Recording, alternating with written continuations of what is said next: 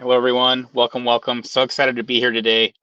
It's been an exciting couple of weeks. I'm seeing a couple different folks that are jumping in the chat from all over again. Spacer from Studio YouTube, great to see you. So excited to kind of have you just come back all the time and just join us. And I'm seeing again a lot of these different members continuously come every week. On this note, I'm so thrilled to be kind of testing out a new format.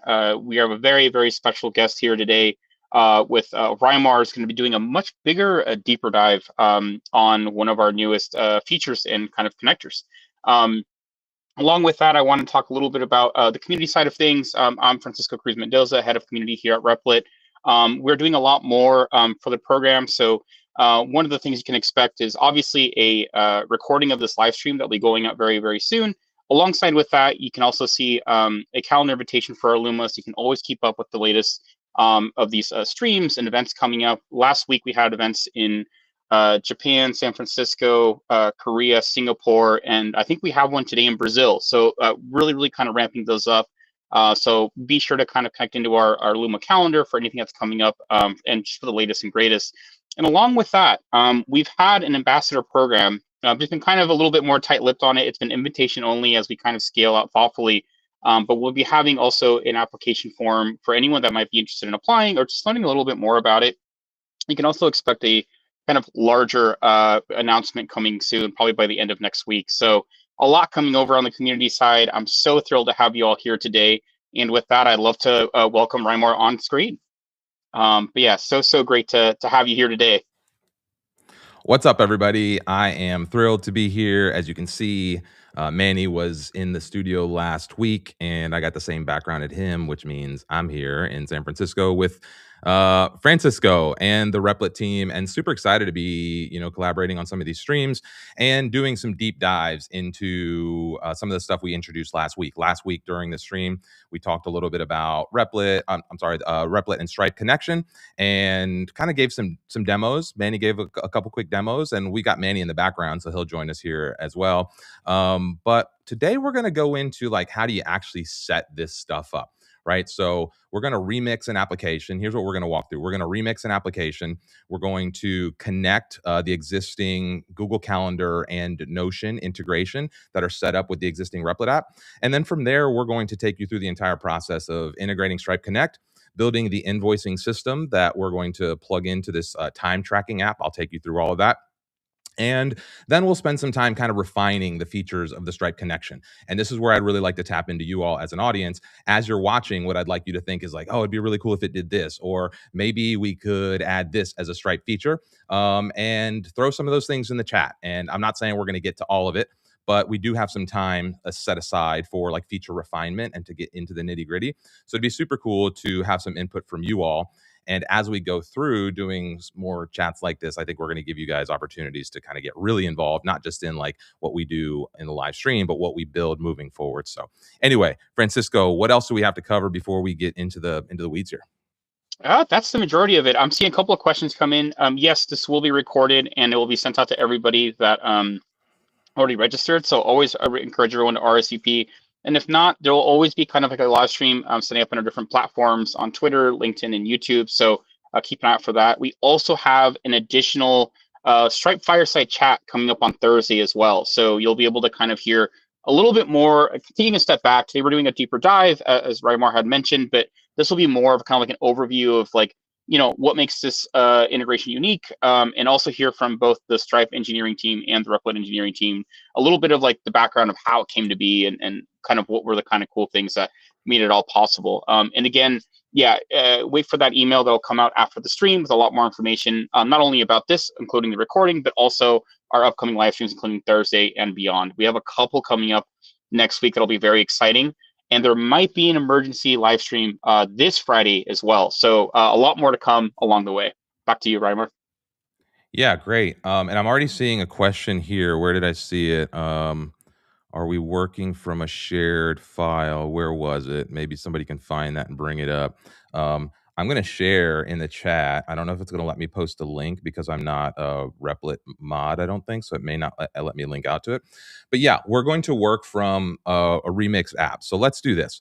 Let me just jump right into this. So I just shared in the chat, and maybe Francisco or Manny, somebody could share a link to that. This is what we're going to share is this time tracking app. And let me just go ahead and go full screen in here. This is where we're going to work. So I'm just going to get to this, right? And then we're going to have plenty of time while the agent's working to answer questions and kind of get into the nitty gritty of what's going on inside the agent here. So feel free, again, to just blow up the comments. Francisco and Manny are going to be watching and highlighting some of those. And I'm going to be keeping eye on an internal chat that we have to see what good features and suggestions we have. So let's just go ahead and get started. We're going to remix the application. Let's see. I'll make this public. And we're going to call this time track, but we're going to call this live demo so that I can remember which one it is, because I've done this a couple times already. Okay, so the first thing you're going to see when you remix an app, if it has Replit connectors, is you're going to need to connect what's integrated. And so in this initial time tracking app that I built, I have a Google Calendar connection and a Notion connection. So let's go ahead and get those set up. And it works just like any OAuth system. So I'm going to connect to Google Calendar. This is going to open it up. And I'm going to go into my Replit Live test account here and select that to authorize it. Click continue. Okay. And that should redirect me back. And boom, now we've got an active connection.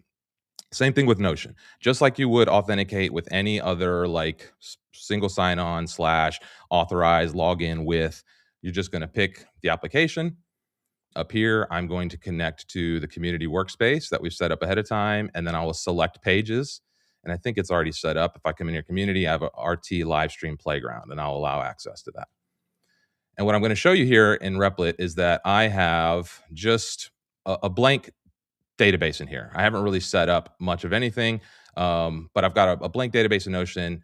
And obviously now we have the Notion and Google Calendar connected. So let's go ahead and remix this. And basically what this is going to do is it's going to create a copy of what's happening in the original application that I built. And I'm going to walk you through this time tracking app. So just give us a second here.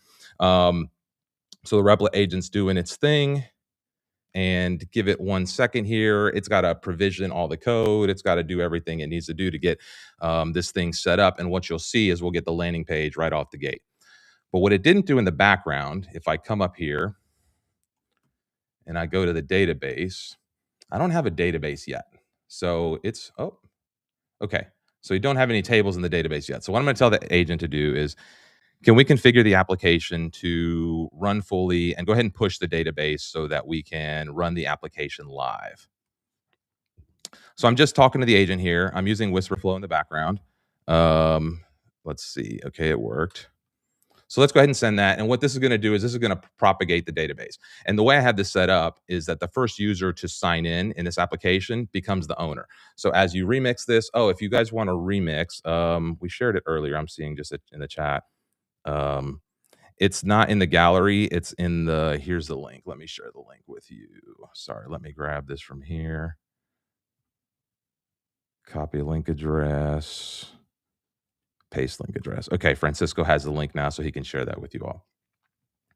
Okay, so what the agent just did is it pushed the database schema. And if I go back to the database now, what we'll see is, let me get out of here, go to my data. And what we'll see is now we have actual tables. So I don't have any users. I don't have any time entries. I don't have anything because I haven't run the application yet. But now I have my database in place, right?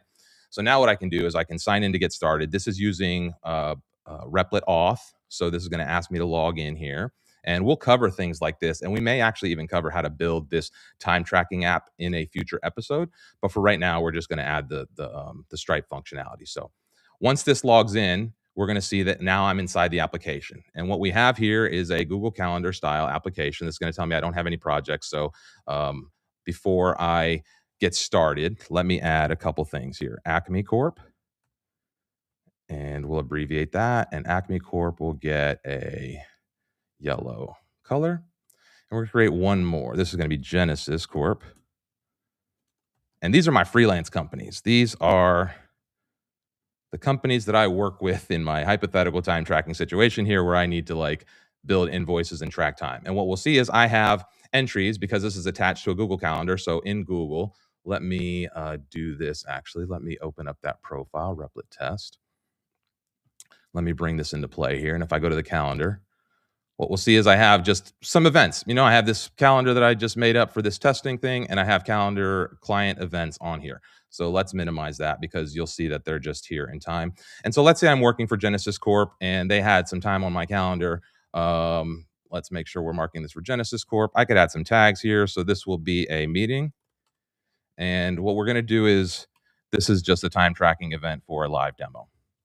So what we're going to do is we're going to create a couple billable events on this calendar because if we're going to invoice anything in Stripe, we have to have stuff to invoice. And so I can create a manual time entry. So just drag and drop and say, okay, Acme Corp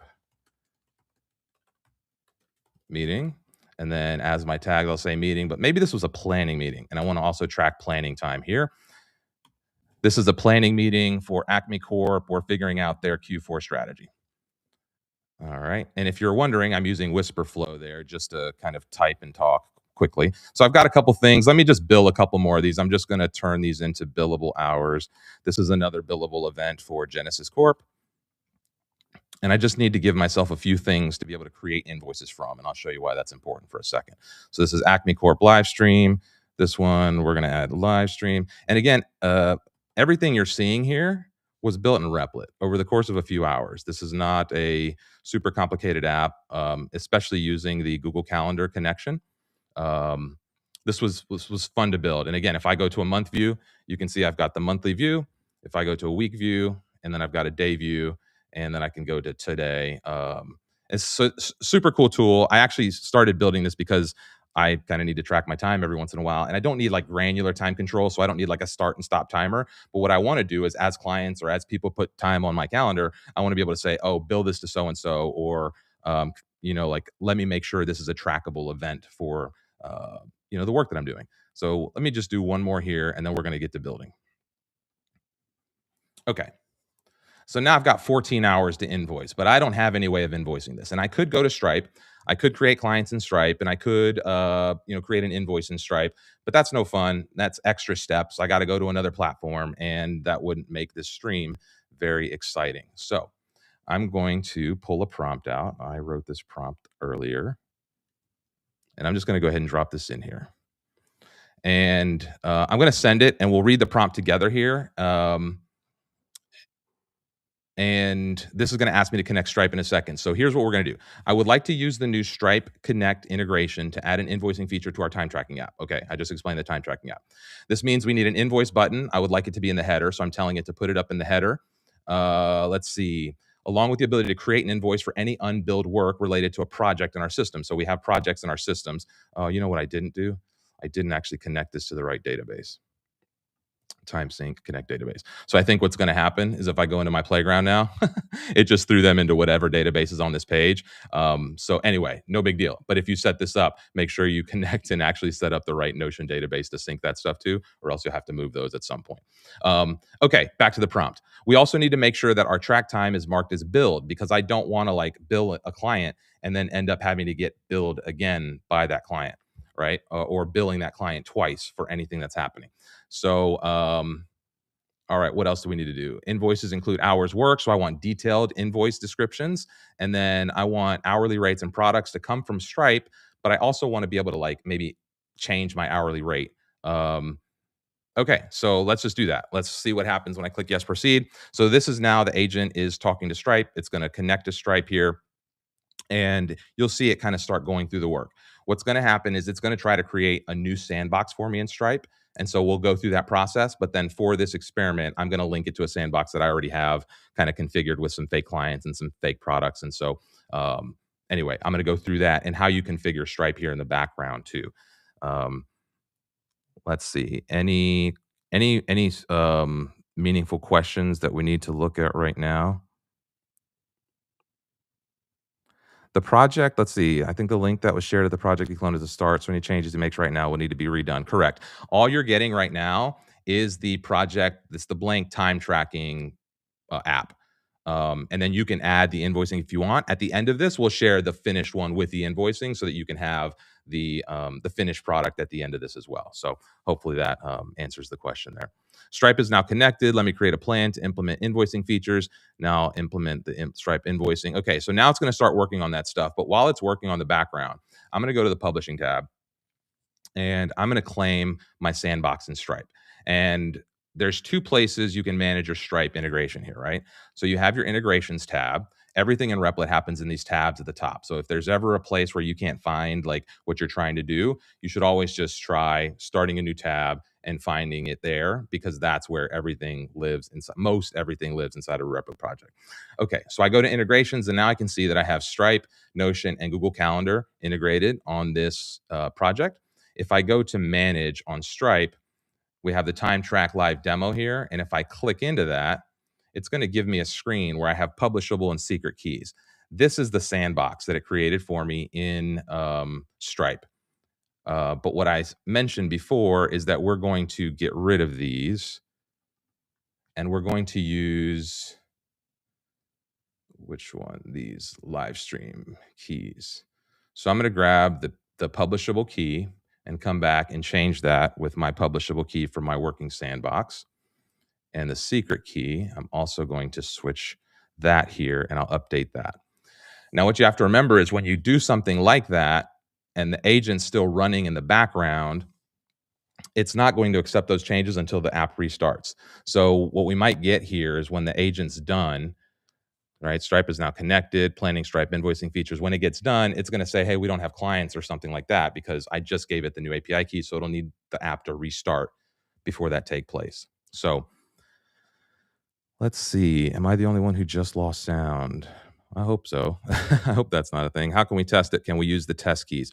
Yeah, whenever you create a new situation, so right here, when you claim that Stripe sandbox, all it's going to do is going to create a new account. I would try to connect it to this live stream sandbox, which I just did manually. But the problem is that in order to go live with a Stripe account, you need to answer a bunch of questions, add your FEIN number. There's a bunch of stuff you need to do. So it's really easy to create a sandbox so that you can kind of play around inside of Replit or create products, create pricing, et cetera, that aren't live.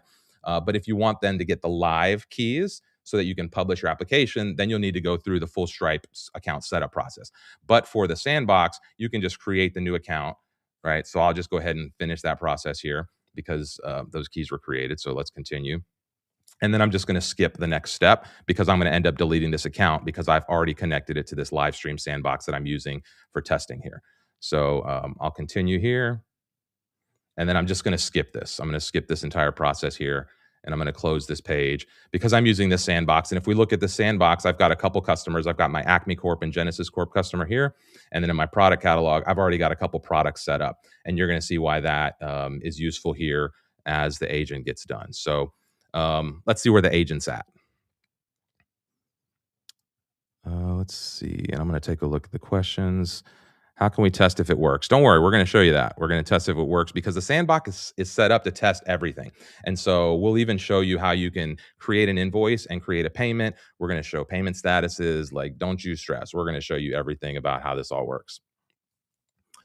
Okay, so let's add the invoicing route. So basically this is telling the system how to find, where we're going to put Stripe. Let's see.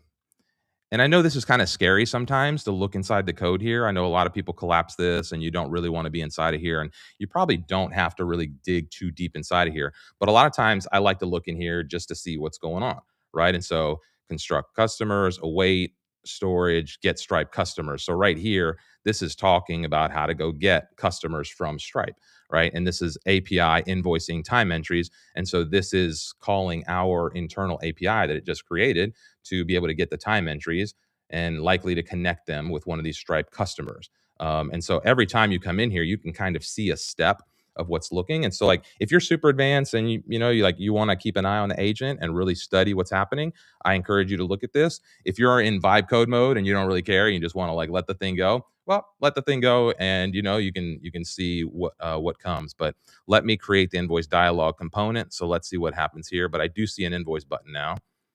It won't do anything because it's not fully configured, but sometimes I like to click around and see what happens.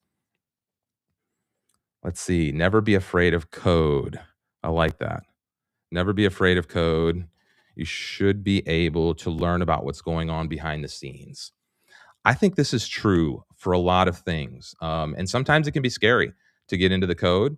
It can absolutely be scary to like see this thing that you don't really understand. But the more technical things you understand, the more you can actually get better at like seeing what's happening back there and understanding what's happening. The better you're going to get at like troubleshooting or figuring out what's wrong with your project, etc.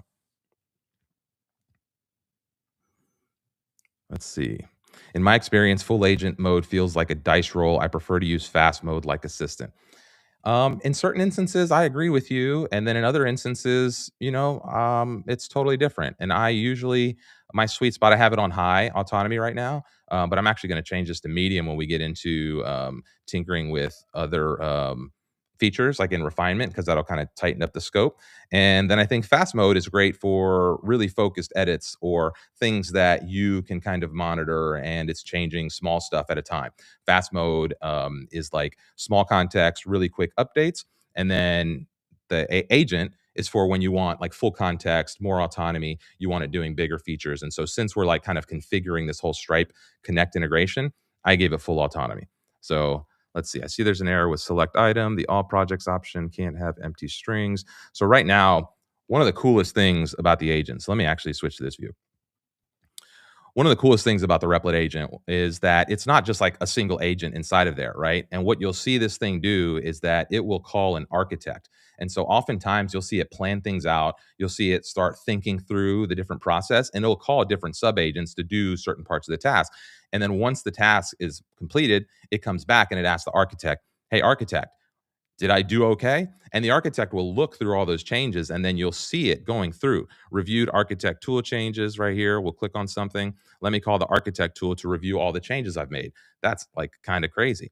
Review Stripe invoicing feature implementation. And so it'll walk through. And here it's telling me feature failed end to end due to Stripe webhook URL mismatch. And what this means is I'm going to explain a webhook real quick. When things happen in Stripe, it sends what's called a webhook. And a webhook is a common way for some external service to alert your service that something has happened. So, for instance, if someone makes a payment, if they cancel a subscription, if they, whatever, I don't know, whatever they do in Stripe, that's coming into your application via a webhook. And the Stripe Connect feature inside of Replit here is handling these webhook requests and sending automatically. Typically, you would have to set up and configure these webhooks. I've done this in the past. You have to go into Stripe, you have to set up permissions, you have to set up what webhooks you want, and then you have to manage those specifically. And then on the back end, you have to like make sure they talk to each other. And that can be a problem because if you miss those webhooks, you're missing payments, you're missing client updates, customer account updates, all sorts of stuff. With the Stripe Connect, you don't have to worry about that. It manages the webhooks for you, it creates the webhooks in Stripe for you, and it handles all that communication back and forth. It's actually really cool. And so I don't know how deep we are into the stream here. However, it does look like, let's see where we're at. Completed tasks, update data invoicing field. And so what we'll see here is that at the beginning, the agent created a task list. And so now it's at the bottom of the task list, and it's probably going to say, let's see, verified app functionality, restarted the application. So let's see. We might have actual, let me look at our time. I don't have a clock to know how long. Oh, 23 minutes. Okay. We're 23 minutes in. I'm going to click this invoice button and let's see what happens. Okay. We have Stripe connected and let's select a customer, Acme. Let's select a project, Acme Corp. Okay, great. So this customer is coming from Stripe. So I'm going to select Acme Corp here as my customer, pick my hourly rate. Let's say I want to bill, let's be rich. I want to bill 300 for this hour. And I want to select all open events for Acme Corp. You can see it creates the entries here. And let's just do one of these because I don't want to create a bunch of events later and I want to create more invoice. But I can pick all unbilled entries. I want to build for last week, last month, last 30 days. And so real quickly here, I just have the ability to come in and I'm just going to go ahead and send this invoice to Acme Corp for their projects. And let's see what happens. An invoice, view invoice. Boom. So now I have a Stripe, literally a sandbox here, view invoice and details. Let's see. Planning meeting for Acme Corp or figuring out their Q4 strategy. So I billed them for one quantity, 975. It did put 3.25 hours. So there we go. And if I wanted to, let's say I wanted to pay this, I could use a Stripe test card just to show you guys that this is actually working. Let's 1227. Let's see, 123 as is. Yep, zip code. Let's just make up a zip code. Yep. And let's go ahead and pay it. Boom. So now the client has been. We created an invoice. We added the hours to that invoice. We sent the invoice, and now we've received a payment from the client. Now, that's like step one here. What I don't see in my invoice back end is, okay, so that Acme Corp invoice is not there, so it added that Boolean. What I don't see is I don't see the invoices. I don't see how much money I made. I don't see the payment that just came through. And so now this is where the fun really begins. So let's take a second here. Let's go to the full crowd. Let's just take a look. We're approximately 26 minutes in. Let's say we spent the first 3 or 4 minutes introing the live stream and getting the project remix. But I mean, 23 minutes ish, and we built this invoicing system. And I think what I'd like to do is, this is where, I have a list of features that I'd like to kind of add to this. And I think we can start running through, like, I'd like to have a list of all my invoices sent. I'd like to add, in addition to my total hours up here, I'd like to show my revenue from Stripe. So maybe I can show my total revenue from Stripe. Maybe I want to see the updated status. So maybe I have like 3 or 4 invoices outstanding and some of them aren't paid, and I would like to see which ones have been paid or not. So yeah, just share what you'd like to see in the chat here, because I think moving forward, and we'll chat just for a second with Manny and Francisco here, to give you all a second to put some feature requests in. Otherwise, we'll go with some of the stuff I'm thinking about. But the fact that you did this in less than half an hour, and you're chatting and you're explaining everything, to me, that's wicked fast. What was this? What did this look like before? I'm curious, Raimar. So, like, if you had to do this on your own, connecting APIs like the Stripe APIs and trying to bring that into an agent experience, this is why of what that would look like and how long that would take? It just wouldn't happen. This is why, like, FreshBooks or QuickBooks or time tracking tools, like, they all work. Like, there's all sorts of tools that you could probably pay hundreds of dollars a month for that just do this. And literally, between the time tracking app, like, I rebuilt this time tracking app in maybe 2 hours. It wasn't with as much polish, but I got to a calendar with the time tracking app, recording myself in about 2 hours. We didn't want to do that for the first stream because we thought it might be a little drawn out.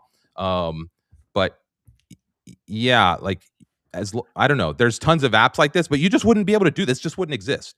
Like, I've been doing freelance and contract work for a long time, and I've never had a good system for, like, doing this. And I've looked around for different, like, time tracking tools, and I've not really liked any of them. They're all complicated. They all have extra features you don't need. And I was like, what if I could just sync something to my Google Calendar, have all these things show up in Notion in case I want to, like, run AI against this. Let's say I want to, like, ask a question and say, hey, what have I been working on for the last month? Or, I want to just have a snapshot of my my hours for the month. Right. I just don't think this type of thing would exist, or I'd be paying hundreds of dollars a month to some company to have this. Right. And for me, as I was working with the Stripe integration last week, I just felt like there was a lot of creativity on the monetization side that now is open up to me. So, you're doing a one-time payment. I did a subscription app. You can have a storefront. I mean, I think there's so many creative ways that you can add monetization to your app, and that's just another avenue for you to build and to be creative with the app that you're trying to build and the custom experience that you're trying to build and share with people. Give me 1 second here. Hey, this is great. However, I have no idea where these invoices are going. Can you create a little table underneath our right-hand sidebar dashboard that shows me a list of all created assets, invoices, all invoices in Stripe, along with their statuses, and a link to view the invoice in Stripe? Okay, I saw a question come in here that said, let's see, legit question. No, where is it? Somebody shared something. Does this show all of the invoices in Stripe? Right here. Will this invoices you created reflect in the Stripe platform? Yes. So if I go to my, let's see, product catalog live stream, and I go to invoices, I will see that $975 invoice has been paid by Acme Corp. And then I see some other invoices. And so what I'm hoping this agent is going to do with this prompt that I just gave it, which again, you'll see that this was not a very detailed prompt. This is not super complicated here. Let's see what it does. I'm not 100% confident with that prompt, but I just want to show you that sometimes you can just throw things at this thing and it will, work its way. So I'll create an invoice table that displays all Stripe invoices, their status, links. Let me implement this. So it seems to understand. Let's see what it comes up with. And then I see another question here. What if I wanted to do reoccurring invoices for a monthly subscription? I'm going to show you that here in a second too, because what I also noticed that this didn't do is it brought in my manual hourly rate, but it didn't bring in my Stripe products. And one of those Stripe products is a subscription membership. So I want to also include that on here. This isn't the perfect use case because typically you don't, like for freelance tracking hours, you wouldn't have a reoccurring subscription, but I'll show you how to do that anyway and bring those products in from Stripe. A couple of quick questions here that came up. So just from Rio, just checking in, do I need to be a web dev here? I'm not a coder, but I'm building an app built on Replit. Reimar, are you a developer or do you have development experience? I do have some development experience, but I'm not a developer. Actually, I tried to learn how to write code countless amounts of times in my life. Like I beat my head against every boot camp you can imagine. So how I found Replit was like this 100 days of code, like your early educational stuff. David Huang had told me about it way back when, but I found this 100 days of code and I think I was like, I'm going to learn Python. And I got through like a couple of the courses and I was like, okay, this ain't for me. Every single time I've ever tried to learn code, I've like just kind of run into this brick wall, which is why I got super into the no code space back in 2017. I started in the WordPress world. Then I got super into no code, Webflow, Airtable, Zapier, all these different tools. And then when this agent came out, it's just been all in on this thing because the more technical you are still, the better you can kind of navigate and kind of direct the agent. But you don't have to be technical. You just have to be a good problem solver, right? And you have to be able to like do a little bit of research and kind of dig in and not get frustrated when something doesn't work because there's a million reasons why code might not work. And so that could be, some of the complications. But no, I don't think you have to be a developer, quote unquote. Yeah.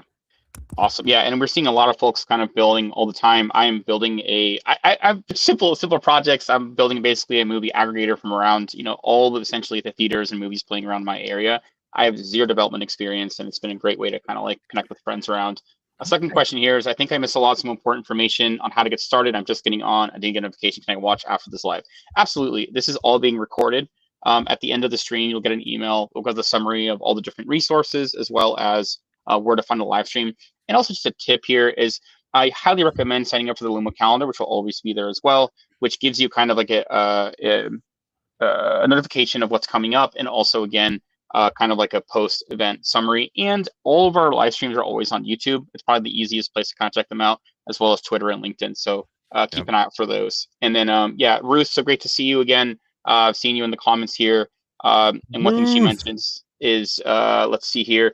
I did it. So regarding the Stripe, I did it on my own a few months ago. It took me weeks to integrate Stripe and troubleshoot it and set it live. So it's a huge win. Yes, for anyone that in the past was trying to integrate Stripe, we felt your pain. We got your feedback. We did everything we could and worked with an amazing team at Stripe. I think the Stripe team flew out to our office and like hunkered down in the office for like a week to get it done and make sure it worked well. So thank you so much for the note there. It's much easier than ever before. So definitely recommend kind of retrying if you have in the past and want to again. And if you want to learn a little bit more about the kind of like the story of how it came to be, this Thursday we'll be doing a kind of fireside chat with both the Replit team and the Stripe team to talk a little bit more about the behind the scenes of the feature. But yeah, back to you, Reimar. Yeah. And this is great. So while we were chatting there, let's see, approximately 5 minutes ago, we sent this prompt and I didn't update the prompt. Remember, I told you I wasn't super happy about the prompt, but here we are, Stripe invoices. And I can refresh this to get new invoices if I want. But there's the invoice that was just sent. and it's been paid. I can't click to view the invoice, so that's the only thing that I didn't add. And I also would like to add total revenue numbers. So let's send one more prompt here real quick. Okay, this looks great. However, I don't have the ability to click out to view the invoice. Can we add to our table a link out to the invoice? Also, at the top of the table in a new row, I would like to see how much revenue I have earned, paid invoices, as well as how much revenue I have outstanding from the open invoices. Okay, boom. Again, I'm just going to go ahead and send that, and we'll let the agent do its thing in the background as we, look at more. Oh, okay. So I'm going to do the reoccurring invoices as the next feature. As the next feature, I want it to grab, because up here, if we look inside of our, let's see, if I look in my product catalog, oh, I don't have one. Let's create a new product actually. So Hey, this will Mark, be, go ahead. sorry to interrupt. One quick question. A lot of questions asking, what are you using for the voice transcription Oh, app? Whisperflow. Awesome. Yep, Whisperflow, and it is for sure something that should be in your arsenal. Let's see, description, annual. Let's call this monthly. Monthly client retainer. Yeah, this is going to be a good. This is going to be a good one. Let's go $2,500 for a monthly retainer, and we'll add that product. Okay, so now I have a vibe code hourly rate. I have client work hourly rate, and I have a $2,500 a month reoccurring subscription. And I'm just doing that to set up for that next question because someone asked in the comments, Terry, I think it was, asking about reoccurring invoices. So we're going to add that next. Don't you fret. All right, so made the view link more visible and add a oh, you know what? It might have been, it's a side scroll. Okay, I don't want side scroll. Ugh. Okay, so that's the problem. It was in there. I just didn't. Okay, I don't really like tables with side scroll. I don't know if we're gonna stress too much about that just because we're on a stream. But I would probably fix this a little bit or have this show up in like maybe a tab here in our invoices. But I'd probably figure out some other UI element. But here it is, and I can click to view it and it shows me the invoice that's paid. So if a client ever asks me, "Hey, where's this thing at?" I would always just have access to send them that. You can also see that here's the paid invoices. So I have two paid invoices, one for $412, one for $975. So it's added that up and said, "Hey, here's your money," and then here's what's outstanding. I could probably link this if I wanted to my month, week, and day selectors so that it would show me how much money I've made in those time frames. But like I said, I want to do this. I want to do this reoccurring payment thing for the question for Terry that asked. So I'm going to open this up. And I'm going to use my element selector here. And this is also something super useful when you're working in Replit here. So I'm going to select this block here, this hourly rate. And I'm going to tell it, hey, I see we have the ability to set an hourly rate. However, we're not showing our products from Stripe anywhere. I would like to be able to select between setting my own manual hourly rate or picking from existing products in my Stripe catalog. Can we add the ability here to add products from Stripe? Okay. And one of the cool things, you'll see this right here. So if I wanted to edit this, like let's say I wanted to edit some color or do something, I could do that with this element selector. But what it's really doing is it's giving the AI context about what I'm doing. And I kind of want to point it at this hourly rate selector here. And so when I send this message, what you'll see is this div goes in with that context. And this is a super element. So while this is working, I'm going to show you something else that I really like about this select element and something that might be useful for you all. I know we said, hey, let's not look at the code, but there are a few times where I might want to look at the code, right? One, sometimes I look at this to see how the project's built, because as I go, you see it's giving me all these divs. It's showing me like all the different containers that are on the page. So this is really useful for just seeing how a project is structured, right? But let's say I want to find this element right here, this Stripe invoices, and I don't want to pay the Replit agent to make this change. I just want to go and find this element in the code and make this change. Well, if I right click with command on this div element, it's going to bring me to that place in the code. right? And so again, I know we don't really want to be looking in the code all that much. I know, oh my God, it's super scary. But let's look at what's happening here, right?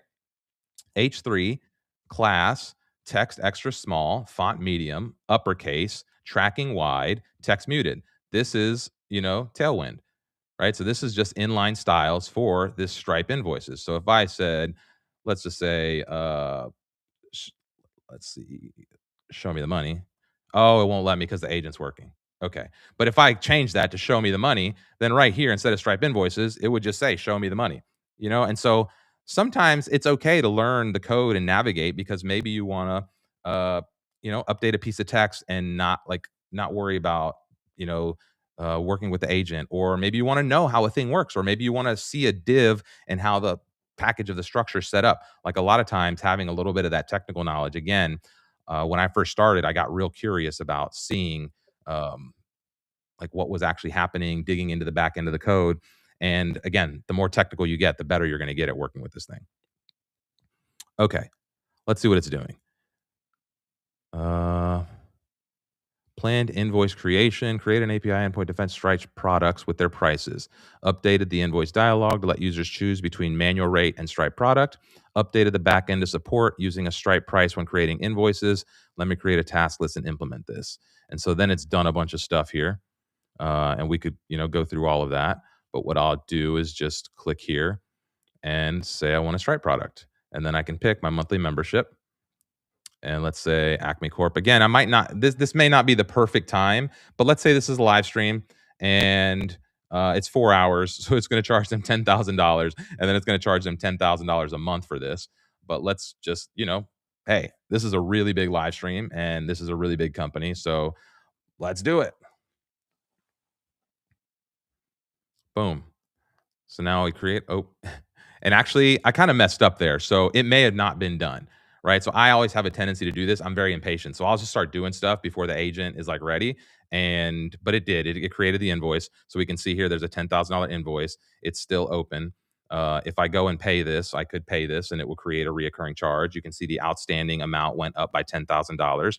And so now I have a reoccurring product. So if this wasn't a billing app, and maybe a feature that we could add here is to add like one-off items to this invoicing tool. Like it doesn't have to be track time. We just have time as like our core metric here. But easily this invoicing tool could just say, hey, let's create an invoice for a client. Let's add a single item and then let's ship the invoice. So it doesn't have to fit the rules of the time tracking app. And there's a lot more you can do with Stripe. So I don't know. Are there other questions and thoughts? I'd love to just keep building out other features. I have a few more things that I think that might be good features if we're not getting any suggestions here. But yeah, good question. Awesome. I have a couple here that I want to answer. One of them, really hoping the exact price structure becomes much more transparent and easy to understand. So just a general kind of Replit topic that comes up. All I can say is that the team is very much taking this feedback into consideration and has been actively working on like new solutions for this. I think very early next year, you're going to see, and actually a little before, you'll be able to see kind of different adaptations of this and just like how we're going to try to make this a lot more transparent. It is a challenging problem. It's one of those things that like it's hard to predict exactly, depending on what you're submitting, the exact price of what it's going to be. But still, we're working on different solutions to make it a little easier to know what to expect. So that's coming very, very soon. Yeah, keep an eye out for that. Another kind of thing that comes up quickly again, and I know some folks are joining in at different times. This will be recorded, so expect an email after this for anyone that registered on the Luma page, and it'll kind of give you a little list of the resources, where to remix your own template, as well as a live recording. And I always recommend signing up to the Luma calendar as well to kind of always know what's coming up and around the corner. And again, we have a live stream on Thursday that's coming up around the kind of the background, or like how this Stripe connector came to be with both of our engineering teams from Stripe and Replit, and possibly something else on Friday that we'll be announcing very, very soon. Yeah. Okay, great. Let's see. I want to do something here because I have these projects. And so when I create an invoice here and I create a project and I select Acme Corp, it doesn't automatically select my customer. and I would like to be able to connect my customers to my project. So when I connect or create a customer here, I would like to be able to pick one of my Stripe customers to connect to that so that when I create an invoice, I don't have to manually pick that twice. So this is just a quality of life update that we're going to add here to the application. Um, Let me think about how I want to say this. So I'm going to select the item. I'm going to pick my project management. So again, I'm going to pass this as context to the element, and I'm going to say, when we create or edit a project in our time tracking application and the invoicing feature is set up, I would like to be able to select a client from Stripe and associate it with the project in the time tracking tool. This way, when I create a invoice and I select either a project or a client, it will auto filter for those time tracking elements associated with that project or client. Okay, let's see how we do with that prompt. Oh, hang on. Something happened where my prompt. Sometimes things happen when you use these whisper flow. It will keep working in the background, but if you lose focus on where you were supposed to be typing, it will just not know where to put it. So it puts it in this little dashboard here. I can show you that. Oh, no, it won't let me drag it up into the screen. But anyway, you can then copy and paste it from that dashboard back into the project. All right, so let me explore the code base to understand the current project structure, invoicing feature, and how Stripe customers are integrated. So what it's going to do, it's going to go look at this project's, setup. How do we manage and edit these projects? And it'll probably add a little drop down here that looks just like this invoice Stripe, like this customer select drop down that will allow me in the system, and it might need to do there. Okay, so this is exactly what I thought. It needs to add a Stripe customer ID field to the projects table. So if we go to the database and we look at our projects data, we'll see projects here. But there's no way for it to say, hey, which of our Stripe customers is this?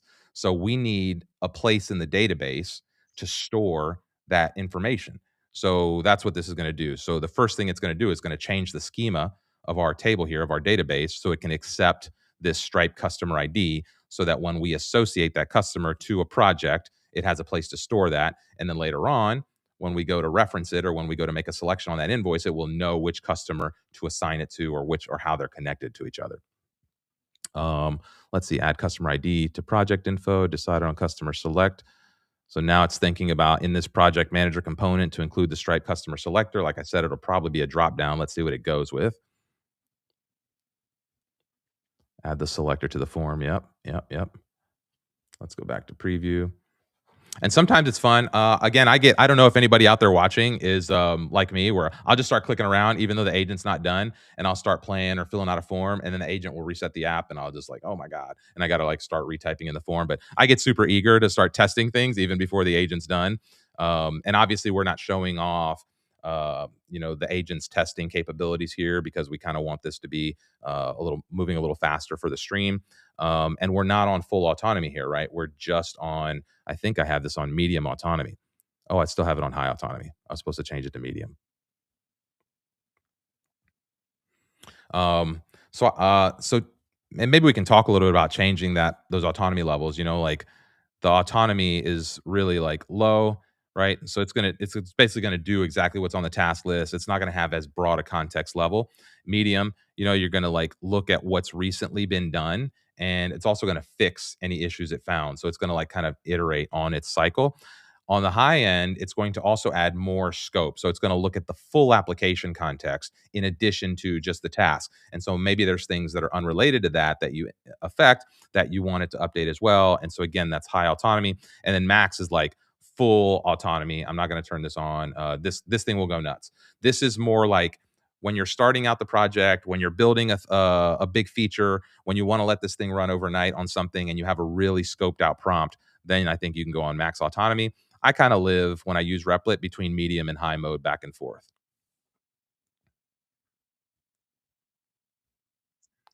Need to update the backend route. All right, what's coming in? Will you guys be looking to integrate other products such as Zero into Replit in due time? I know they're talking about all sorts of integrations. I don't know about any specific one, but I don't know. I can't imagine. I bet they're looking to integrate everything they can at this point. It's like if it plugs in and it talks to data, they're probably thinking about how to get it in there. Um, oh, invoice viewed by customer. I wonder if Stripe gives us that data. We can ask. I like the open and paid status. That might be an interesting one to ask. I don't know if Stripe offers that information for us.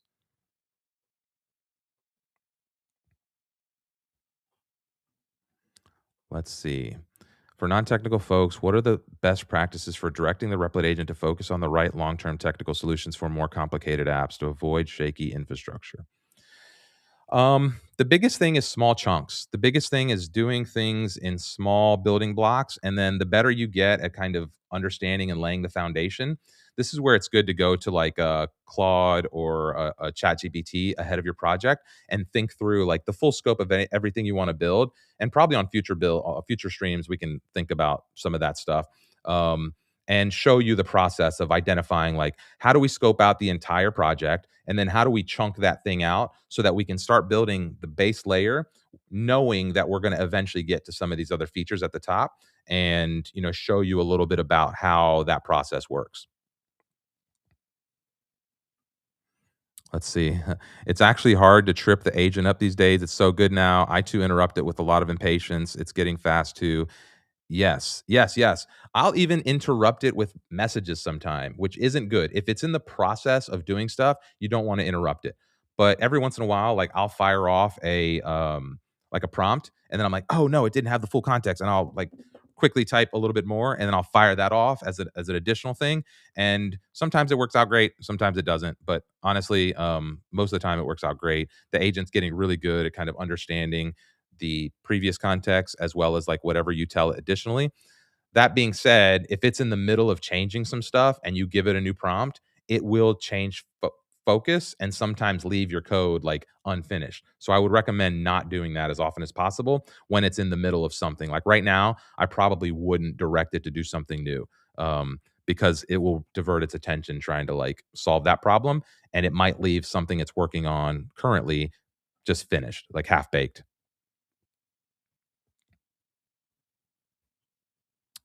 Let's see.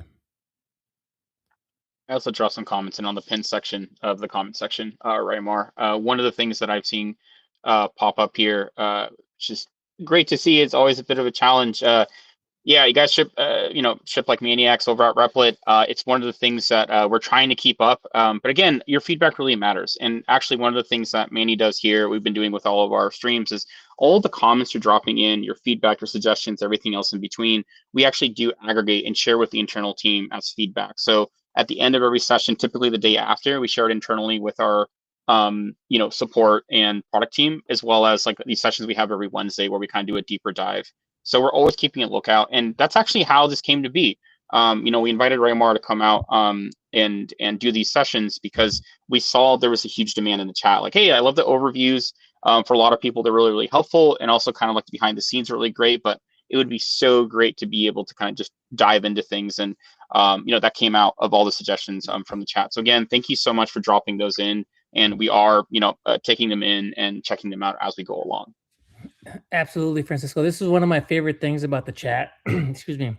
It's just your comments, some of the issues you're challenging, what you like. So please continue to drop that in there. We look at all these comments. We're looking for bugs to fix. We're looking for improvements. We're looking for ideas in terms of what to build next. I already responded to a couple of folks here, like with some good suggestions. Like, actually like that idea. Yeah, we should add that to the list. So keep engaging in the comments. And that's one of my favorite things about doing these streams is me as I'm preparing this content, like I have some sense of what I want to show you all and what I want to build. And then I get like some comment in chat, and I'm like, oh yeah, of course that of course I got to talk about that, or like, oh, I hadn't considered that. So one of my favorite things about doing the streams is just getting engaged with the chat. So please continue to do that. So great. Okay. So let's see. We have progress here. It's not done. So here I go again, just looking and testing before the agent's like, okay, we're ready for you. But I look and I see, and it's exactly what I thought. We got Acme Corp. We've got a select drop down here. So Acme Corp, I'm going to update that. And let's see what happens if I come and do the same thing with Genesis and update that. And then let's see if when I edit it this time, it did. It saved Genesis Corp. And over here, Acme Corp has Acme Corp attached. So now let's see if I go create an invoice and I select a customer, Acme Corp. Oh, see, this is what happens when you start testing too quickly and it resets. Something like that happens. So anyway, just know if you get a little eager beaver, you're going to get interrupted like that when the agent resets, but it's all good. Genesis Corp, and there's all the projects from Genesis Corp. If I go to Acme Corp, there's no unbilled entries for Acme Corp. Let me see if I click Genesis Corp from a project. There you go. It switched the customer. So again, a very useful thing. Didn't take a lot of 9 minutes it took us to build that feature. And it's still checking some stuff on the back end. It even gave me an option to have a no customer attached to a project. So in case you don't want a specific customer. So yeah, let's see. Add the ability to add expenses too. Oh, that would be good. How much time do we have? Should we try to get that in there? I think we got about half an hour. I think is that an hour and a half. I believe is what we had scheduled. Oh, yeah. Let's see what the Replit agent can do. Yeah, half an hour. Let's go for it. Yeah, should we try it? I think. Okay, so let's think about how we would want to add, and maybe. Okay, let's think about this not just as expenses. Let's think about this because we had the membership request earlier, right? And so we had the ability to want to add a membership to this. So I'm wondering if we think about this as just adding a line item to the invoice that can be either an hourly rate, or a Stripe product, right? So here we go. I'm going to show y'all a trick I use. This is I promised a hack, a cheat code last week when we talked about this. And let's see. Let's let the agent finish first. Because somebody asked last week about plan mode and a better plan mode and this, that, the other. So I'm going to show you how I think through stuff like this using the agent.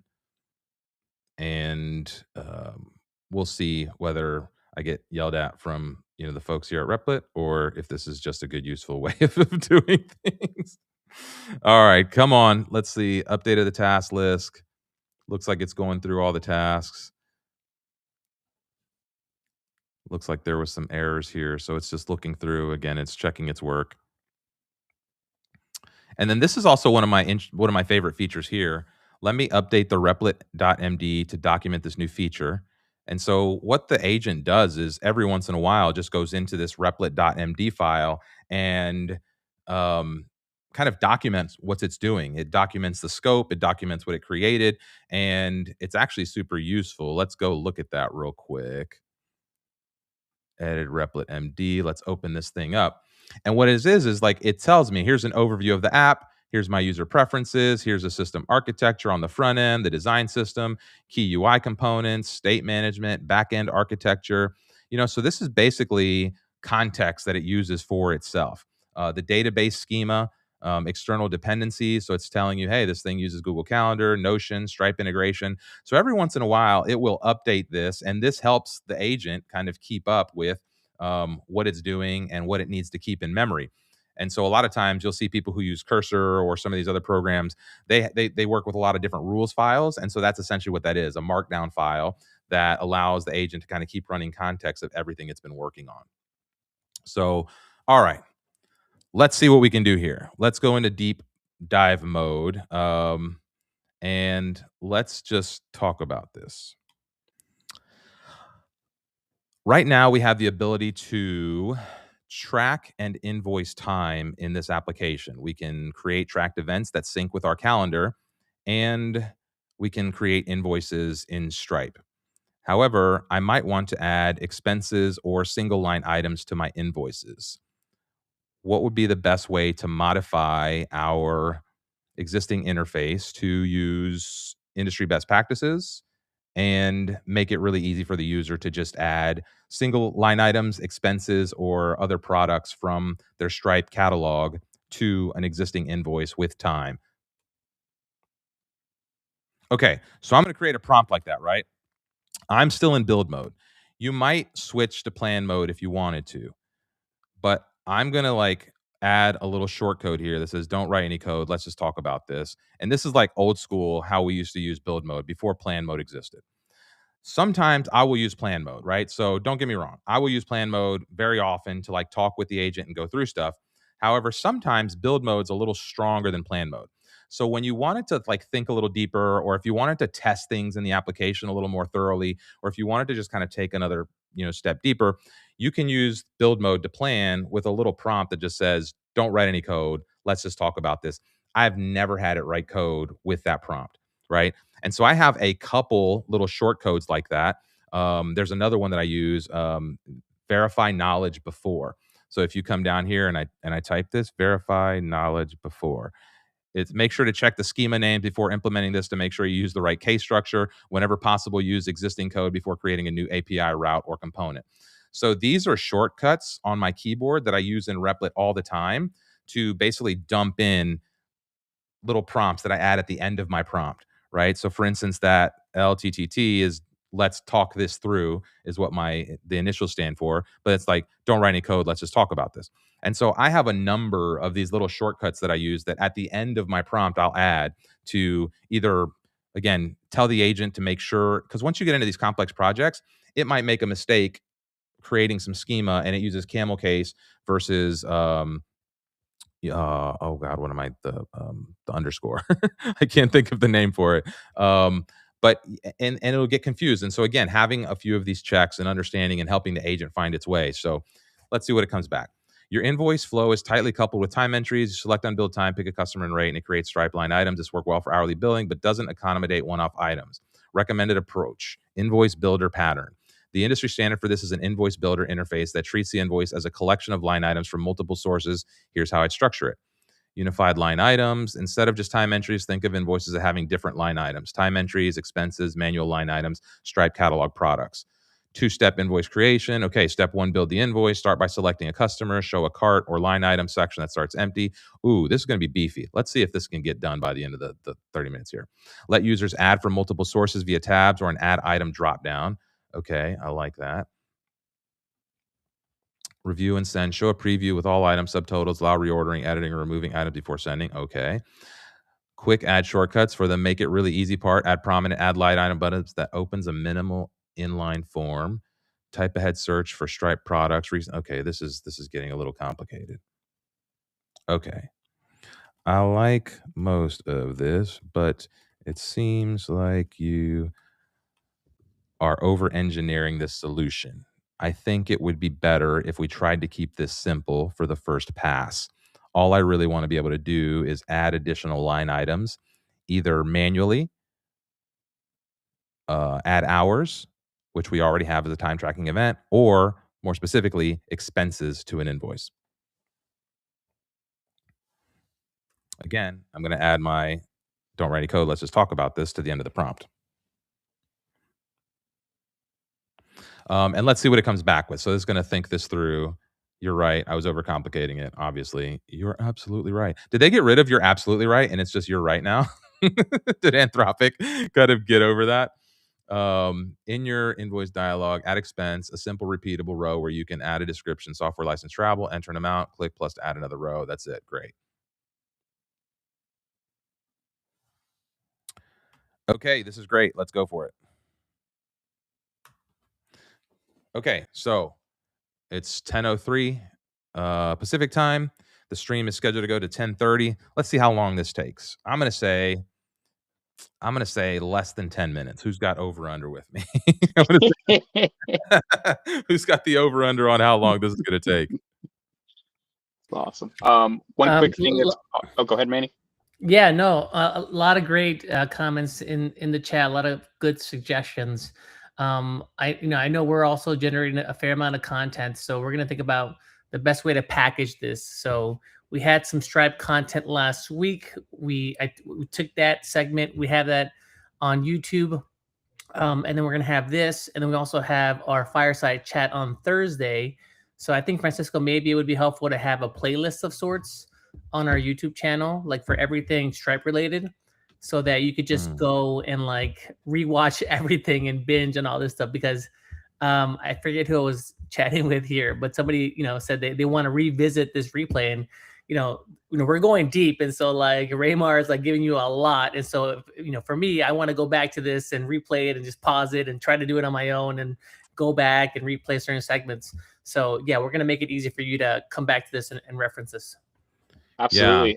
Zachary, thank you so much for the suggestion. And we absolutely will create some playlists there. And also, I think we're going to develop like different kind of formatting. I don't know what the name is going to be yet. I think we're still figuring it out here internally, but just like different things like a fireside chat, a deep dive kind of build the community with Rymar here, or kind of like the more like general overviews. And another thing that kind of came up here as well was a great question from WebExcel.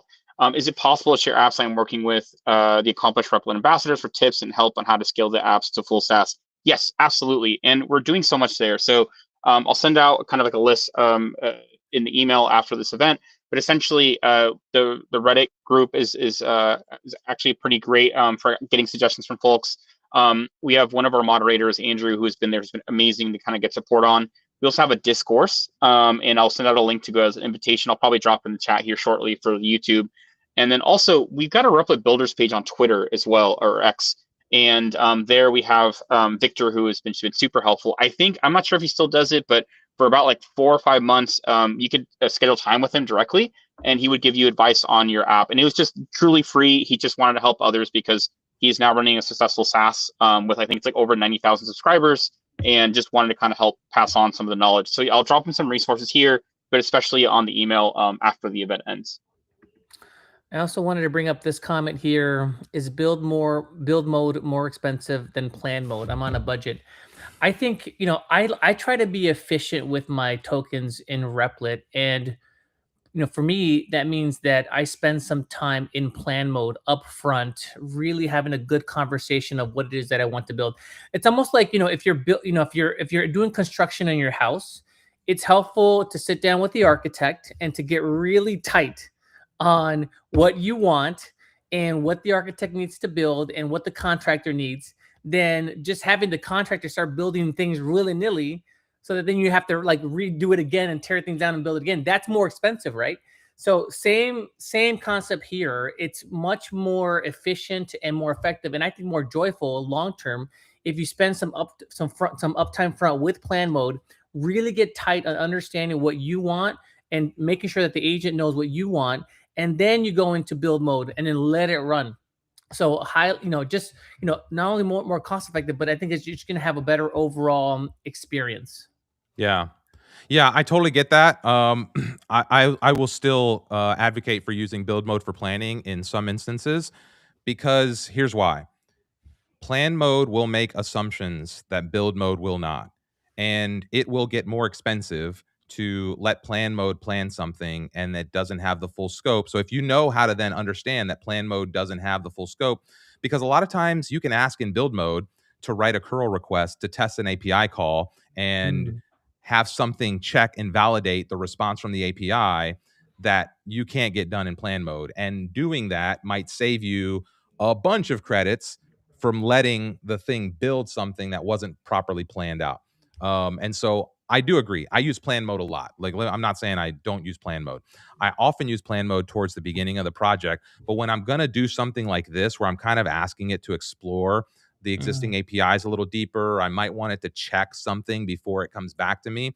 Like, I will often use build mode to plan. It may be a little more expensive, but I'll balance that with maybe making the rest of my token usage a lot more efficient because I spent a little bit more upfront. It's kind of like the analogy of if you're going to chop down a tree, I'd spend 90% of the time sharpening my axe rather than doing the chopping, because you really want to make sure you're doing the right thing, because if you send the agent off to build the wrong thing, then that can get really expensive. That makes a ton of sense. So in plan mode, certain functionality is turned off that's not turned off in build mode. And it actually might be helpful for agent to have access to some of that functionality to do a better job planning. So that makes total sense. I guess. Well, and the reason plan mode is less expensive is because it has a smaller context window.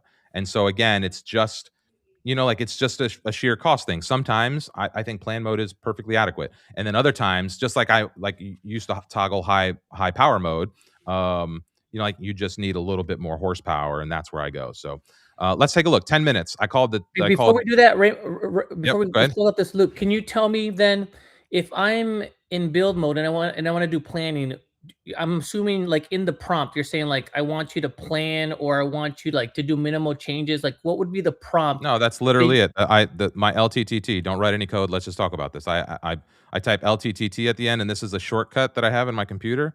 Yeah, A text replacement short. Can we show that again? Bring that up nice and big because I want to see that too. Let's It's see. super helpful for me to have in the toolbox. See, I tell you, anytime I'm watching Raymar, I'm learning things too here. So literally, I'm just let me go maybe to this view too. And so I'll just LTTT, and that's text replacement. So I just type LTTT, and you can see, don't write any code. Let's just talk about this. And I hit tab, and I just enter that in after the prompt. So whatever prompt it is. And then I have another one, verify knowledge before. And again, that will, so I have a handful of these things that I just use inside the agent to, add extra instruction like that when I'm doing these types of things. Awesome. Super helpful. Thank you. Thank you. Okay, so I've added the ability to include expenses when creating invoices. You can now add a description, amount, line items that get sent to Stripe alongside your time entries. You can create invoices with just expenses, just time entries, or both. All right, let's see, Replit agent, what you got? Okay, so no customers in Stripe. Okay, so it messed some Stripe product. So I lost my Stripe customers. I have my monthly memberships, but I have no customers in Stripe. So let's ask what went wrong here. Okay, some of the changes we made broke our customer selection dropdown in the create invoice workflow. So I'm not seeing the ability to select my customers from Stripe anymore in this workflow. What went wrong? And again, you saw that I selected the element. Almost anytime I send a prompt into the agent, I select an element to reference, right? So if I want to talk about this graph here, I'm going to select at least the sidebar. Some of the interactive elements, there it was. Sometimes you have to like slide around a little bit to find the right spot. But almost anytime I send a prompt, I want to make sure I give it additional context by selecting an element on the screen, especially if what I'm doing is related to that. If it's a broad thing, what'll happen is the agent will then just start searching. And so you'll use cycles for it to look for what it might need to do, whereas you could just tell it, hey, update this element here. All right, let me check the logs to see what's happening. Logs are showing that the application is working. The earlier 401 error, verify the customer registration point is working. So maybe it was just oh, there they are. Genesis Corp, we've got some untracked expenses. Let's see, add expense. This is going to be Uber from the airport. Let's see, this was, I don't know, maybe it was $75. All right, cool. And then let's track this time, but we're going to track it at $200 an hour. And yeah, okay, let's send the invoice to Genesis Corp. And then I don't think we have this set up to hot load. So I'll have to refresh to see that new invoice. But there it is. And if I go to the invoice itself and I check the invoice and payment details, Uber from the airport, $75, and then my 3.25 hours that are billable time. That's how much is there. And again, we could pay that if we wanted to with a card or Apple Pay or whatever we want. So approximately 14 minutes. I was wrong. I said under 10 minutes, but also it didn't do. Let me see. Let me see if I see any edit. I didn't see any edits. So there was just some kind of error or something in the server was just not properly fetching, but it didn't edit any files. So it actually did get it done in 10 minutes. Just something happened where it took a couple more minutes for it to register and have those clients come back in. So anyway, yeah, could we include a client view where they could see all their current past invoices? Yes, absolutely. And because we have auth in here, we could allow them to log in to see that. So I could eventually create a system that just invites customers in to see only their dashboards. and maybe they have to have like a specific email to access that or whatever. But yeah, this is where you could get totally lost just adding features to this thing. But the core functionality is here, and you saw within just 23-ish minutes, we built the whole invoicing system. We are now an hour and 14 minutes into the stream, and we've added a bunch of creature comforts, connected the projects to clients and in Stripe. We've also listed out all the invoices along with their payment status. We've also added the ability to add expenses to this application. So, I mean, in an hour and 15 minutes, that's kind of crazy to think about, like, what you're cycling through here and what you're able to build. So I don't know. This is what gets me so excited about this platform. And this is why I become like absolutely obsessed building, because like I'm a product guy, I'm a builder. I've been like beating my head against these things for a long time, trying to like build this stuff. And now in a weekend, I can ship a product like this. Like over the course of a week, it's insane. And Reimar, what I love about this is that you're using the Stripe integration in Replit, so making it super easy for you to connect to your Stripe. But you're also leveraging the Replit the authentication, to make it easy for people to log into your application. That historically has been a pain point too. Historically, you'd have to go out and find a separate service, get the API docs, bring that into your agent, and try to do that, and that's a whole mess. And then I'm assuming you're also leveraging the database that's also native within Replit too. So one less thing for you to go out and try to find and configure. So what I love about Replit is that it's like bringing all of these different tools that I would have to go out and source myself, and just bring it all in one place for me just to go from like idea to fully functional monetized app like you've done here in an hour and a half. Yeah, and let me show something. Actually, let me go back to a couple things here, because if I go to my Replit test workspace, you'll see that this doesn't just sync one way. It syncs in both directions. So the entries that I had here that were not created, so like let me just create a new entry over here. And this will be for, let's say, Acme Corp, Acme calendar sync on Monday. And then we'll add a tag, live stream, and then we don't need to do any of this. Just get this out of the way. Save entry. And I don't know how quickly it's going to come over here, but boom, look at that. So almost in real time. This isn't just like, that's what I'm saying. This isn't just a time tracking app that's like whatever. Like this is, I could have 10 clients, and as they put events, like this could be connected to a Calendly. Like we could take this one step further. This could be connected to a Calendly. As people put things on my calendar, I'm invoicing them. And so now the client easily has a way to put open entries on my calendar. I could maybe even create, somebody asked in this question, could you include a client view where they could see their current past invoices? Yes. And you could even in that view give them the calendar and allow them to, the same way I create calendar blocks, they could block things off. And as soon as they create a block, it creates a billable moment in my invoice that I can just add to my next invoice. So this is one of those things that, again, like, sure, there's probably a million apps that do pieces of this, but they're all convoluted and they all want you to pay hundreds of dollars a month. And you got to, I don't know. It's like sometimes you just want something really simple and that just does the three things I needed to do. I want to track my time. I want to let the clients know what I'm up to. And then I want to be able to make sure I get paid for all that work I do. And if we go over to my Replit Livestream Playground, here's the, here's again, all the, and I updated it to actually be in the proper time sync entry now. So here's my Acme calendar sync on Monday. And, like this, if I wanted to, there's no notes added for this one. But again, I could just start asking an AI, what have I been working on? What, where's my, what's not invoiced? Like I could start adding so many features to this. My mind just starts racing about what we could do here. So this is so great. So Reimar, your app, you vibe coded this app, and you have connections to Google Calendar, you have connections to Notion, you have connections to Stripe.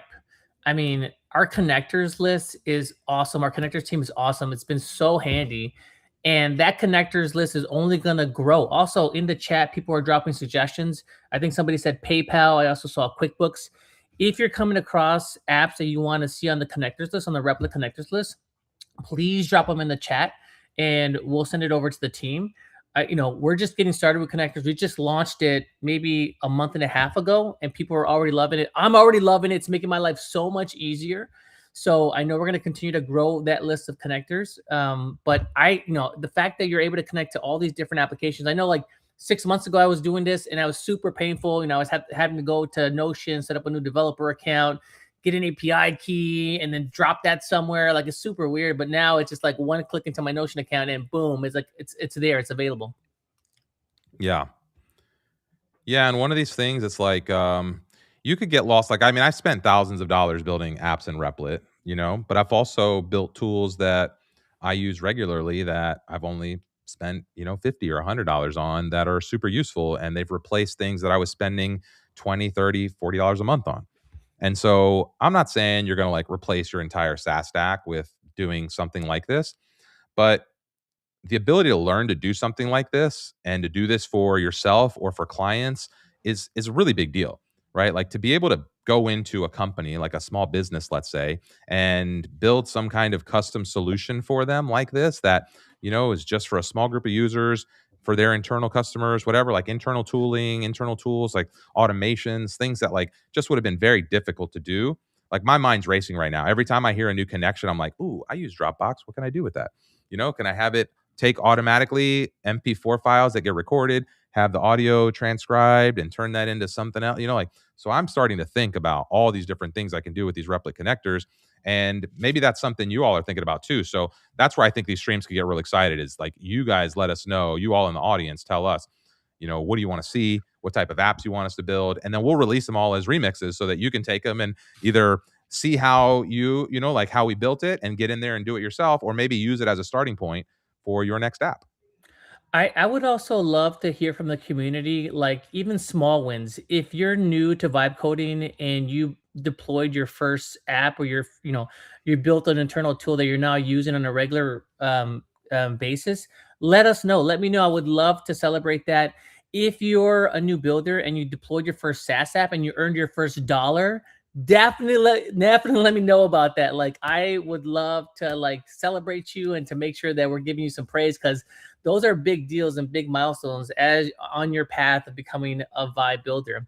And as Raymar mentioned, like for me, I'm super excited because like now I feel like I have to monetize at least 1 out of 10 of the apps that I'm building to, vibe coding to kind of, it gets pricey, it gets very addictive, and you're like, oh man. But now, like, I feel like one of these apps I should be able to monetize and go out and market and help it subsidize my other 10 fun apps that I'm building.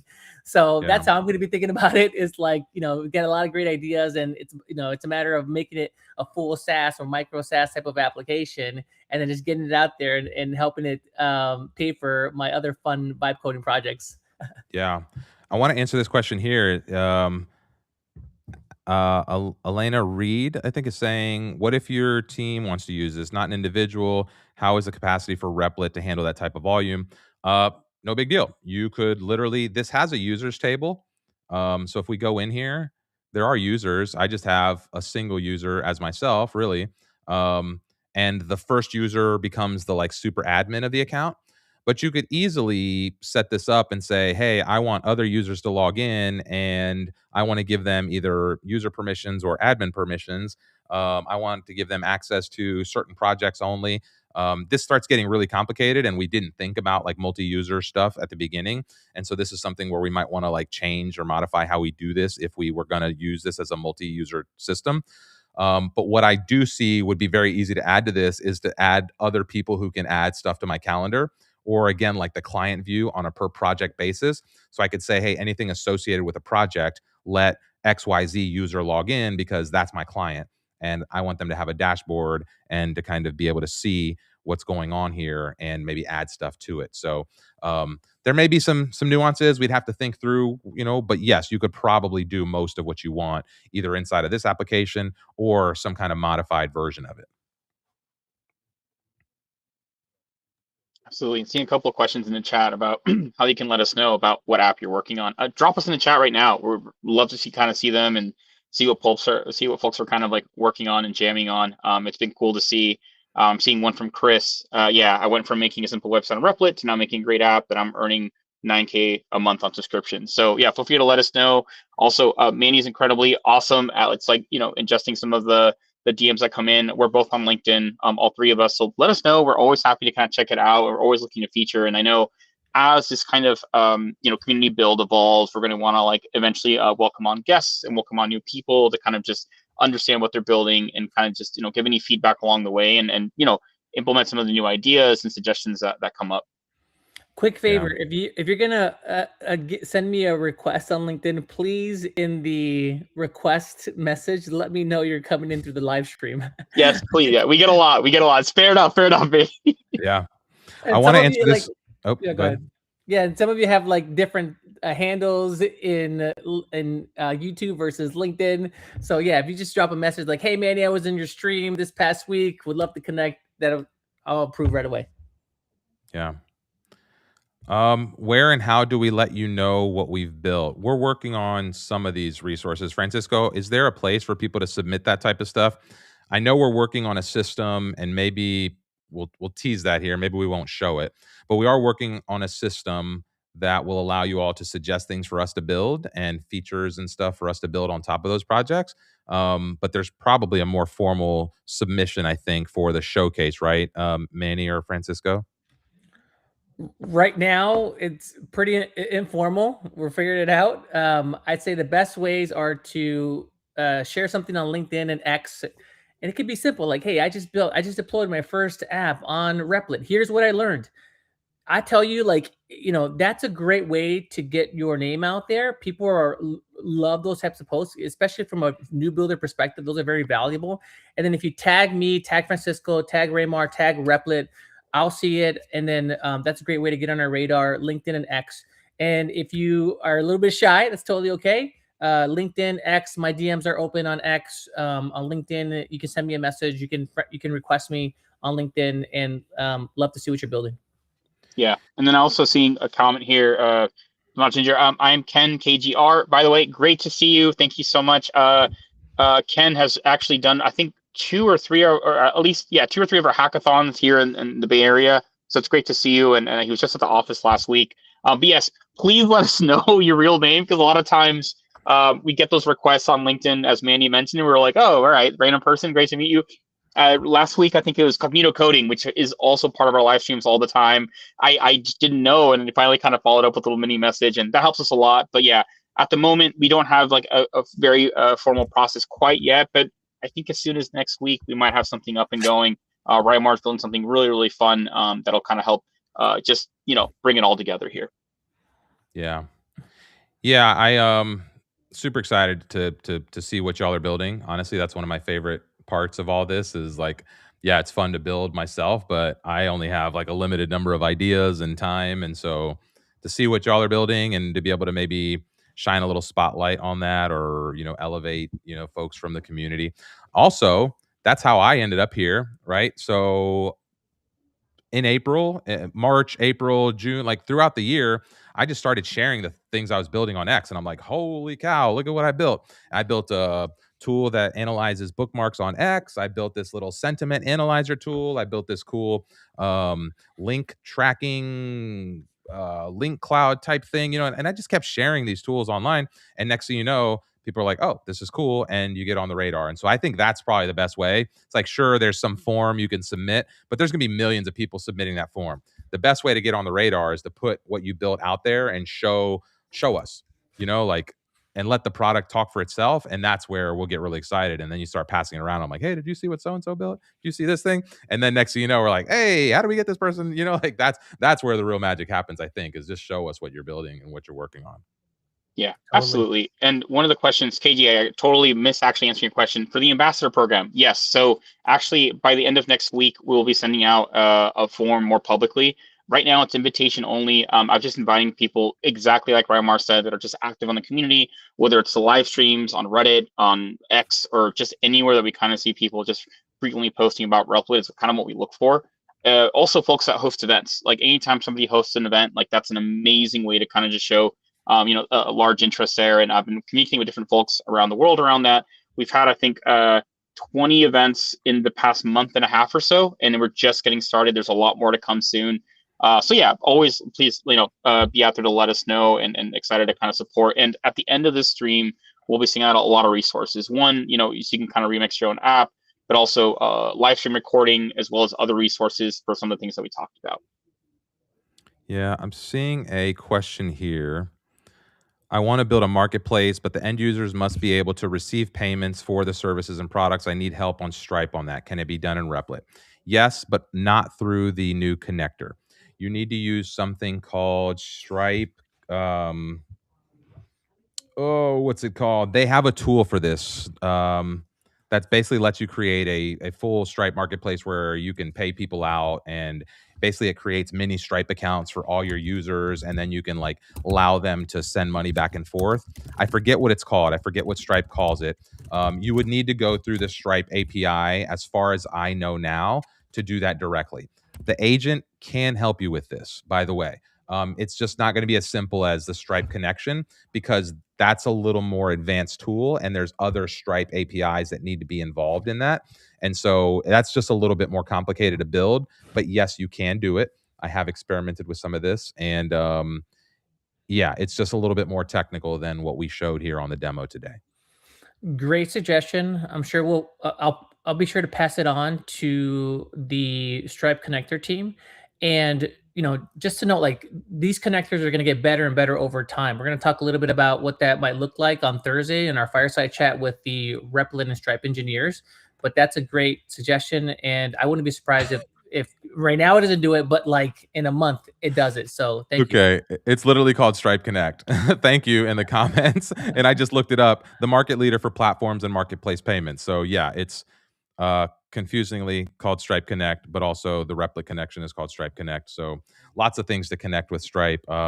That might be something for the marketing team also to think about. But yeah, that's a totally different product. Stripe Connect on that side is a very powerful but also very technically intricate problem, and it introduces a lot of financial, like, fiduciary responsibilities on you as an app creator. So just know that once you create a marketplace where people expect you to pay them and money to go through, you're opening yourselves up to like a way bigger liability. So I'm not saying don't do it. I think it's very ambitious. Like, I think there's lots of cool projects like that.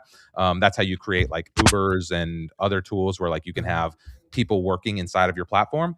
But you do open yourself up to a ton of other things that you need to think about, especially if you're non-technical. So just a fair warning when you get into that stuff. Okay. I think that's right at the time here. What are we thinking, huh? Francis, Yeah. I think we're just that time here.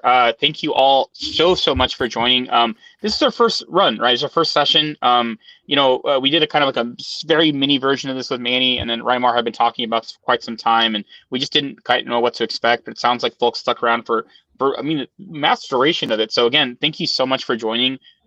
We are going to be experimenting with the format in general, and we're hoping to actually kind of keep it pretty consistent. I think at the moment right now, we're probably going to have like weekly live streams with Manny every Thursday, with Reimar every Tuesday or so. It might change a little bit. You'll kind of, we'll always be sure to inform. We do have a holiday break coming up near, the 24th and 25th. So we'll probably be offline for about 2 to 3 weeks before we come back. But again, we'll let you know well in advance, and there'll be plenty of opportunities to kind of let us know what you're hoping to see in the new year. And there's a lot of surprises coming up before the end of the year as well. So keep an eye out for those. There's a lot of things coming down the pipeline.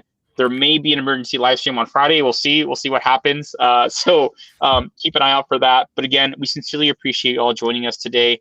Again, for one last time, there will be an email going out with the recording, resources for the things that we use during this build today, an invitation for our fireside chat this Thursday, which will really be kind of just like behind the scenes of how the Stripe connection came to be, along with the Replit engineering teams on both sides, and then potentially something else on Friday. And again, next week we'll do 2 more sessions. More information to come on that very, very soon.